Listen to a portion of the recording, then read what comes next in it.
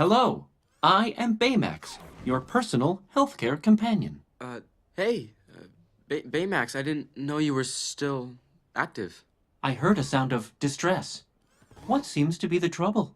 Oh, I just stubbed my toe a little. I'm fine. On a scale of 1 to 10, how would you rate your pain? A 0? I'm okay, really. Thanks. You can shrink now.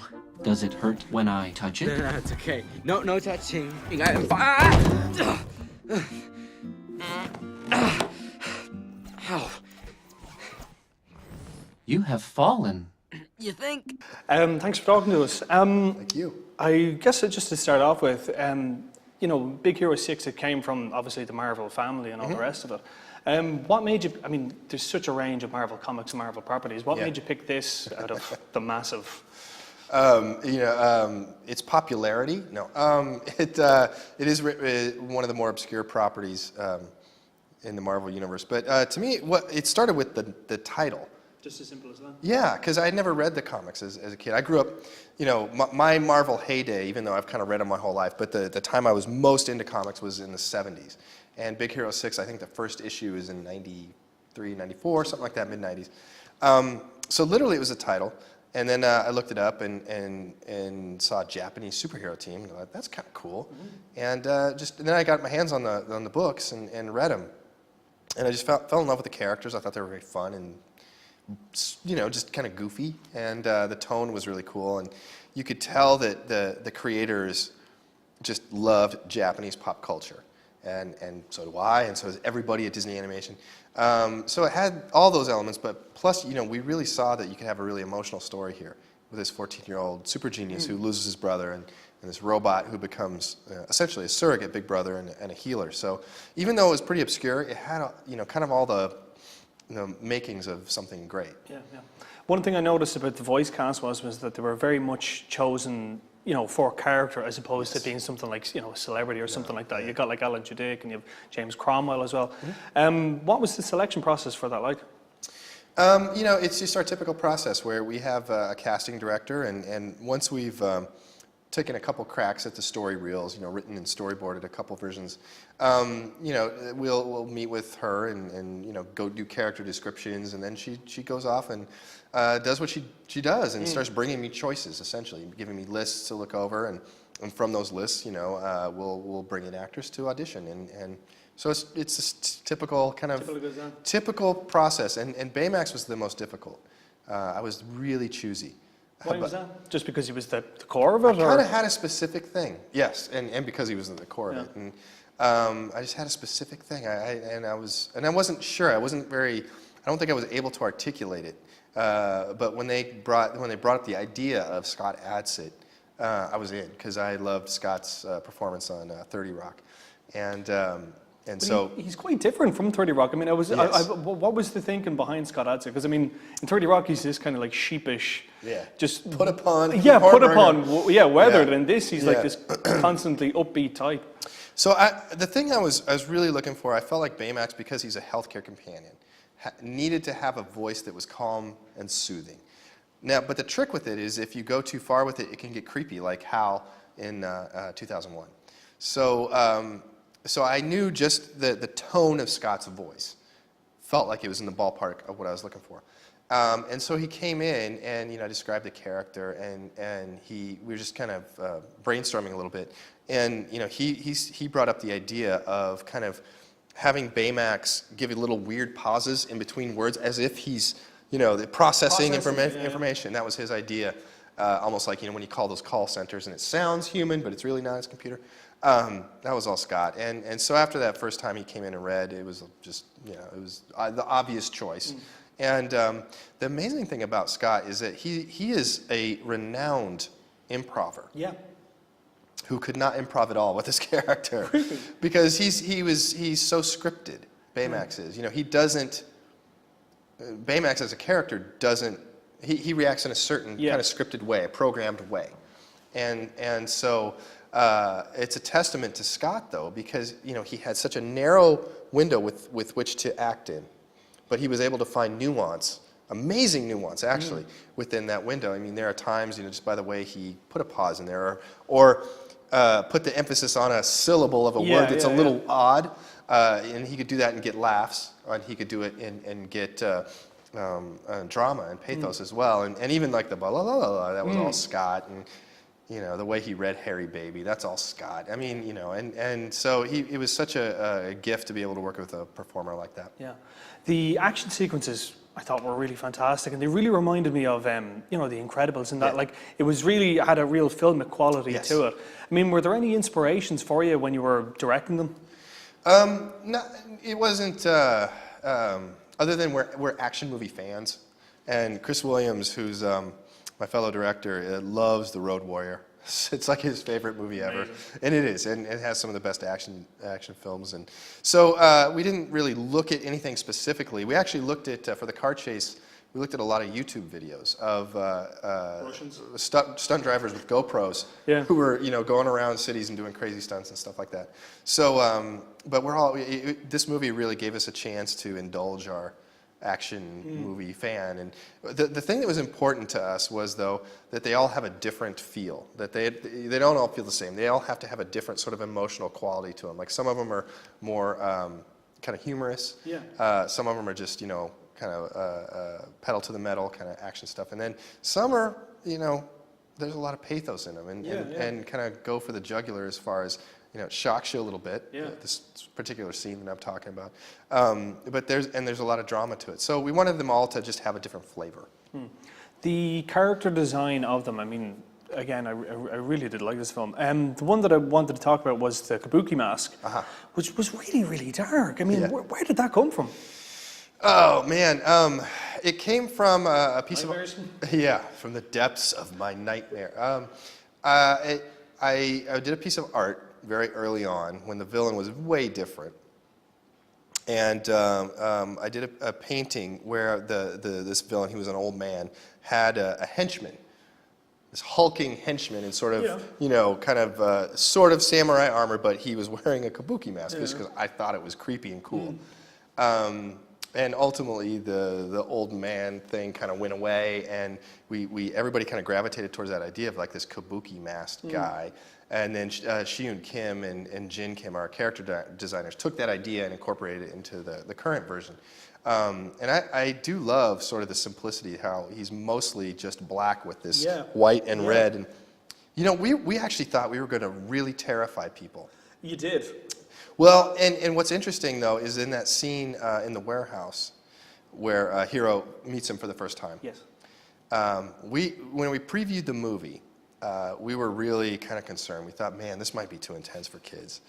But we were so surprised to find out that they were laughing through it, because Baymax actually kind of mitigated some of the terror, you know, because it had also some of the goofy shenanigans with Baymax. So somehow that made it kind of palatable. But yeah, I love scary things, and I love, you know, as a kid I loved being scared. So it's always probably going to be part of any movie I do, you know, to try and get that in there.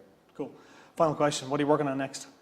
Well, we're working on finishing rolling this out. We've got a few more places to go, and we're lucky enough to be nominated for the Oscar, so we got that, and the BAFTA, and so we'll do that, and then we're going to take some pretty long vacations, and we'll regather when that's all done, and talk about what happens next. My aunt asks, we were at school all day. Got it. We jumped out a window. No, but quiet. Shh. Shh, we jumped out a window. You can't say things like that around Aunt Cass. Shh.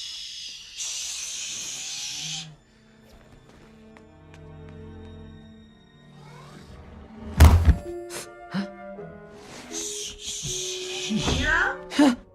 You home, sweetie? That's right. I thought I heard you. Hi. Hey, Aunt Cass. Oh, look at my little college man. I can't wait to hear all about it. Oh, and wings are almost ready. Whee! You be quiet. Yeah, wings. Roy, thanks so much for talking to us. It's great to be here. I suppose just to start off with, the selection process for Big Hero 6, obviously it's a Marvel property and all the rest of it. Yeah. Can you talk us through why this was selected out of the vast multitude? Well, it's really, this was Don's vision. Don really loved the concept of mashing these two things. Well, he mashed up a lot of stuff on this. He mashed up San Francisco and Tokyo. He mashed up East and West. He mashed up Marvel and Disney. And he found this title, and he loved the title. And he'd never read the comic books. There were only, I think, 13 of them ever produced. And when we went to Marvel, Marvel said, hey, it's yours. Do what you will with it. And they gave us ultimate freedom, and it turned out to be a terrific thing for us because it's altered quite a bit from the original story. But, it was always about a boy and his robot, and that's the focus of the storytelling from day one. The fact that obviously it's a Marvel film and a Disney film, your role as producer is to try bridge the gap. I know you said that they gave you a lot of freedom with it. Did they have any input, with the story or anything like that? No, we had Joe Quesada, who is the chief creative officer of Marvel, and a fellow by the name of Jeff Loeb, who is an amazing artist in his own right. Heroes and all the rest of it. Absolutely, and also the head of television production in Los Angeles. They were on our story trust, which meant anytime we screened the film, they came and they were in the room after the screening giving notes.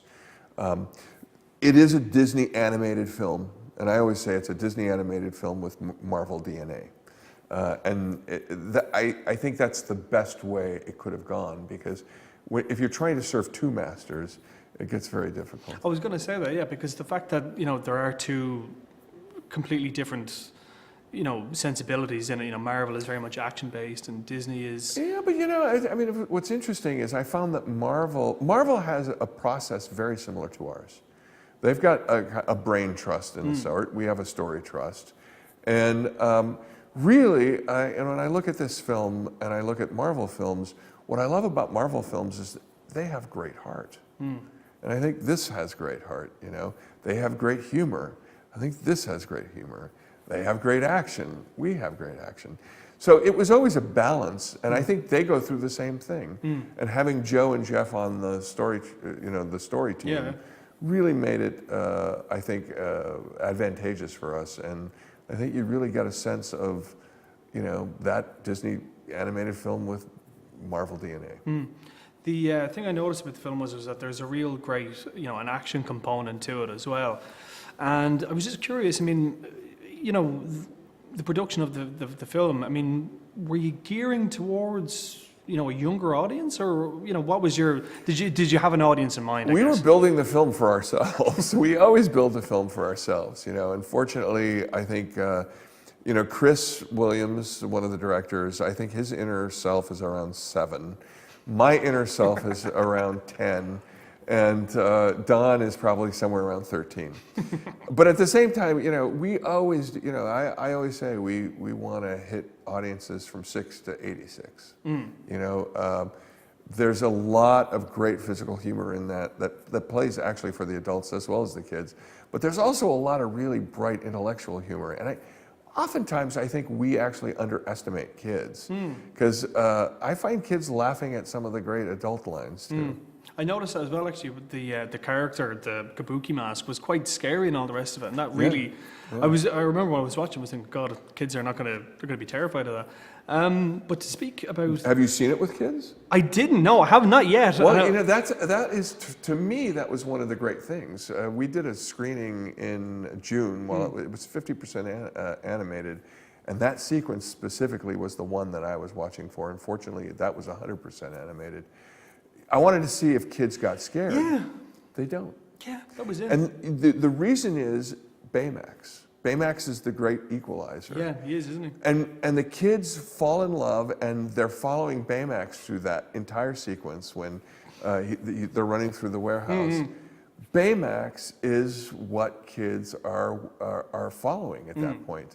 So the weird thing is, and I found this with Tangled as well, I've seen 4-year-old kids sitting through this and not be terrified because they get into the characters. And if you love the characters and you care for the characters, that's the most important thing. obviously as well, you know, it's done fantastically well in the box office, and critical reception has been brilliant, and congratulations on the nomination as well. Is there a sequel in the works? I mean, is that something you've explored yet? Everybody asks that question. You know, it's funny. We spend a lot of time with these characters. We fall in love with these characters. You know, I've never been a sequel guy. However, this is the first film that I feel that a sequel could happen. At the same time, we've been running around the world opening this in Australia, you know, we were just in Korea, now we're here. The last market that opens is China, and that's the 28th of February. On the 1st of March, we're all taking a vacation. I've heard that. Once we're back from vacation, we're going to talk about it and see what the world is for Big Hero 6 afterwards. Cool. And you yourself, I mean, do you have anything lined up next? It's solely animation, or is it? You know, I'm an animation. I love animation. And animation, I think, is the best way, or one of the best ways. I shouldn't say the best way, but it's a great way to tell a story.